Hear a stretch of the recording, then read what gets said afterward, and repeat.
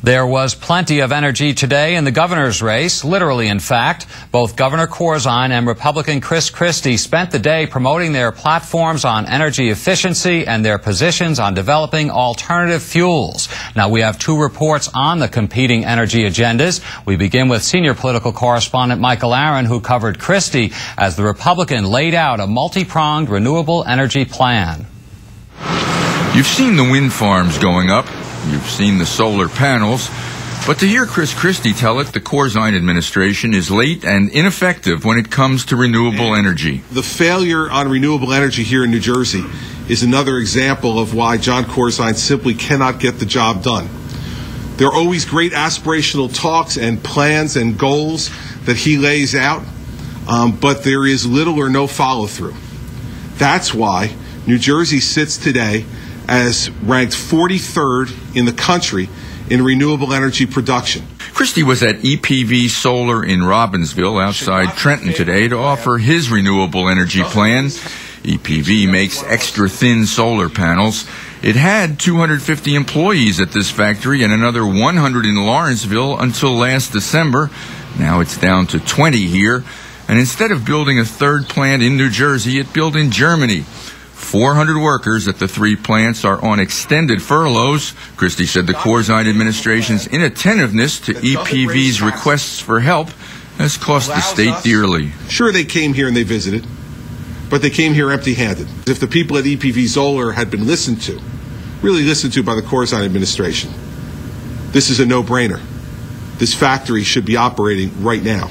Christie's plan would move the state's renewable energy program out of the Board of Public Utilities and into a new economic development partnership. It would offer companies up to 100% off their corporate business tax if they set up shop here.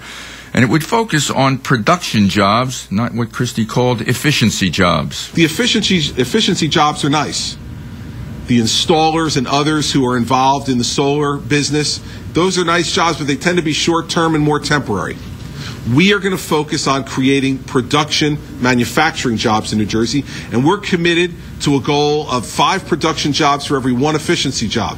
His plan would require New Jersey's 800 landfills to create solar farms on their properties, make solar farms a permitted use statewide to overcome local land use obstacles, and encourage up to 20% of all preserved farmland be converted to solar or wind farms. A Solar Trade Association chief says it's great both gubernatorial candidates are talking about solar, but I think we need to hear something stronger than what we heard today and more detail.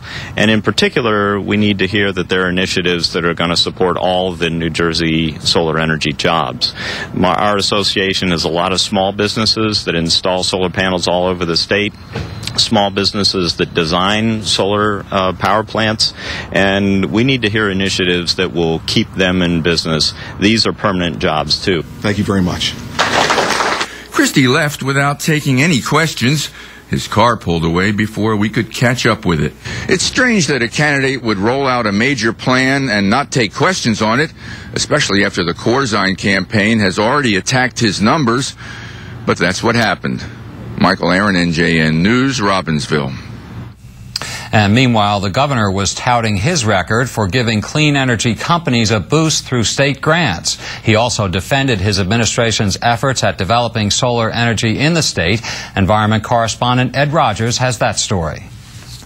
The governor spoke at a ribbon-cutting ceremony for Princeton Power Systems' new corporate headquarters in West Windsor.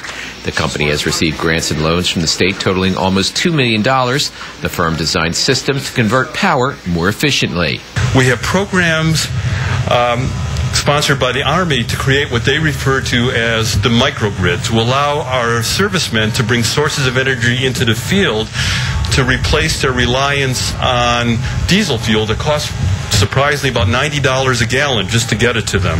The governor toured the company's new headquarters on the Sarnoff grounds off Route 1. The company's staff has grown from 3 to 30 since 2001. The visit came the same day as Corzine's Republican gubernatorial opponent, Chris Christie, visited a solar panel manufacturer that has furloughed workers. Christie claims New Jersey falls far behind the rest of the country in developing renewable energy. Corzine's visit here was planned a week ago, according to company officials. He defended his record, saying industry figures show New Jersey is number 2 in the country in megawatts from solar and in installation of panels. It is possible that their price points are not competitive with other providers of solar panel. I don't know the circumstances of that individual situation. We've installed and we're producing solar panels in the state at a rate that is almost unequaled except by California, which is 5 times the size. The governor also pointed to his record of expanding the state's renewable energy portfolio. I don't think anybody would argue that we're anything other than leading the nation, both in solar and in offshore wind. So, it sounds to me like a political massage of something that doesn't relate to the facts. Chris Christie is calling for giving companies 100% tax credits for manufacturing solar panels and wind turbines. Instead, the Corzine administration offers $3.3 million in loans and grants to a company for doing the same work. We think that given how rapidly we have come from 9 megawatts to 90 megawatts in 3 years, you would have a hard time refuting the success of what we're doing. You'd have a hard time refuting the record that we now are putting in place with regard to offshore wind. The governor also announced today that the state was making $20 million available for energy efficiency and renewable energy projects at state buildings and colleges. The funding comes from federal stimulus money. Ed Rogers, NJN News, West Windsor. And we're going to be joined now by someone who can shed some light on this issue. Pam Frank is in our Trenton newsroom. And welcome, Pam, and forgive the pun, if you will. You are the Director of Sales and Marketing for Sun Farm Network. That is the largest installer of solar power systems on the East Coast. Now, Pam, first overall, why all this attention in a governor's race to alternative energies, green jobs, and the like? Isn't this something that would be coming out of Washington, where they would lead the way? But here it is, has taken stage here in the gubernatorial. Yeah, quite actually, a lot of initiatives in renewable energy have been really jump-started through states' efforts. And New Jersey's been an undisputed leader in the clean energy agenda. We've done a lot of good work here in the last decade to lay the foundation for what I think is going to be phenomenal growth in New Jersey. And I think a lot of us have come to realize, including elected officials, that this is a phenomenal engine for economic growth, which is needed today. So it makes perfect sense about why this is going to be a top issue in this campaign. And yet we see in Michael Aaron's piece where Republican Chris Christie decided to go today, an empty factory floor, and reports that the very business you're talking about went over to Germany.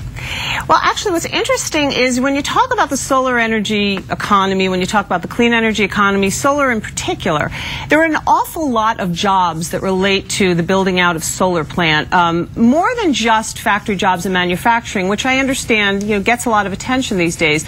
The truth is, to design, to install, and to maintain these solar systems over time require the creation of thousands of New Jersey jobs that are actually going to stay in New Jersey. My company maintains a very diverse base of systems, so I know the work that goes into not just designing them and installing them, but maintaining them over 15, 20 years. Where are yours built? All over the state. All over the state of New Jersey. State of New Jersey? Yeah, we spent, a couple of hours today in a staff meeting just talking about routine maintenance of these plants. So these are good New Jersey jobs. Okay. Can you speak briefly, quickly, if you could?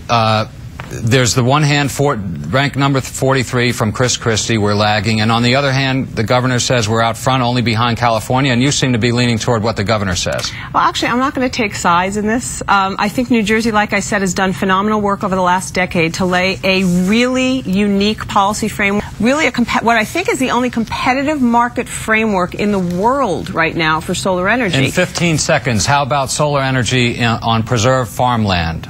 It's not a question in this state of enough space. Let me just leave you with a statistic. If we wanted to do 20% of all of our electricity in this state with solar, it's going to require under 1% of our land. We can find the space. That's easy. All right, Pam Frank, thanks very much for coming in. We do appreciate it. Thank you, Jim.